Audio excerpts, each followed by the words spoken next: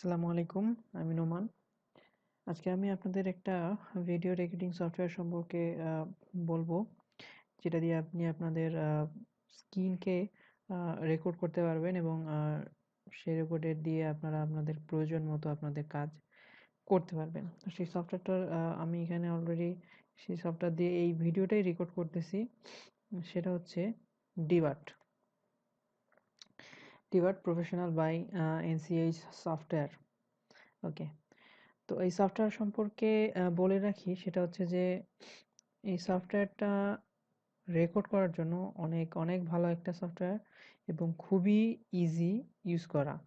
তো এখানে আপনারা দেখতে পাচ্ছেন যে ভিডিওটা অলরেডি রেকর্ড হচ্ছে। আপনারা যখন রেকর্ড হবে না, পজ করা হবে, তখন এটা বাটনটা লাল হয়ে যাবে এবং এটা সফট রেকর্ডটা শেষ করার জন্য স্টপ বাটন। আপনারা চাইলে F7 অথবা কন্ট্রোল F10 দিয়েও এই ভিডিওটা এন্ড করতে পারেন।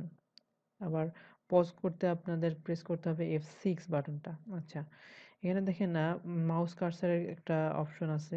এটা আমি যদি টিক তুলে দেই তাহলে আমার যে মাউসটা দেখাচ্ছে এখানে, এই মাউসটা কিন্তু আর দেখাবে না। ওকে।